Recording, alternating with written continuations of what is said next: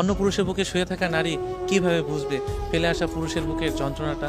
যে পুরুষ তার জন্য আজও পথ চেয়ে আছে, যে পুরুষ তার কথা ভেবে আজও তার কথা মনে করে কষ্ট পেয়ে থাকে, যে পুরুষ তার কথা ভেবে সারাটা দিন তার কথাই চিন্তা করে নিজেকে কষ্টে রাখে, যদিও তাকে ফিরে পাওয়ার ইচ্ছা জাগে না, যদিও তাকে ফিরে পাওয়ার আশা করে না, কারণ সেই নারী অন্য পুরুষের বুকে উল্লাসে মেতে থাকে। রাত যখন গভীর হয় তখন ওই নারী ওই পুরুষের বুকে শুয়ে থেকে উল্লাস করে, আর যে পুরুষকে ঠকিয়ে এসেছে ওই পুরুষ চোখের জল ফেলে ওই নারীর কথা ভেবে শুধু কষ্টই পেয়ে যায়।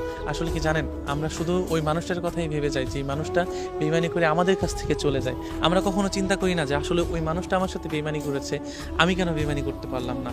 আসলে এইটাই সত্য, জানেন, যে পুরুষ কখনো বেইমানি করতে জানে না, নিঃস্বার্থভাবে ভালোবাসতে জানে।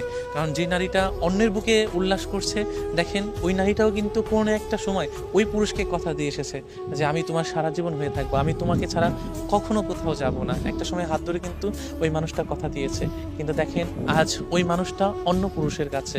আর ওই মানুষটা, যে মানুষটা কষ্ট পাচ্ছে দিনের পর দিন, ওই মানুষটা শুধু আফসোস করে যাচ্ছে, বা তার মিথ্যা ভালোবাসা আর মায়া নিয়ে তাকে আফসোস এবং কষ্ট পেতেই হচ্ছে। আমরা কখনো এটা বুঝতে চেষ্টা করি না যে ফেলে আসা মানুষের কষ্টটা কেমন। নারী, তুমি সত্যি জানি না কি, কিন্তু একটাবার চিন্তা করে দেখো, যে মানুষটা স্বার্থের কারণে কষ্ট দিয়ে এসেছো, যে মানুষটা তোমার জন্য দিনের পর দিন কষ্ট পাচ্ছে, যে মানুষটা তোমার জন্য দিনের পর দিন কষ্ট পেয়ে সারাটাক্ষণ তোমার কথা ভেবে যাচ্ছে, সেই পুরুষ কখনো মিথ্যা ছিল না। হয়তো তুমি তোমার স্বার্থের কারণে যে পুরুষটাকে বেছে নিয়েছো, সেই পুরুষটাকে হয়তো পেয়ে ক্ষণিকের জন্য ভালো আছো, কিন্তু মনে রেখো একদিন ওই পুরুষের চোখের পানি না যে পুরুষটাকে কষ্ট দিয়ে এসেছো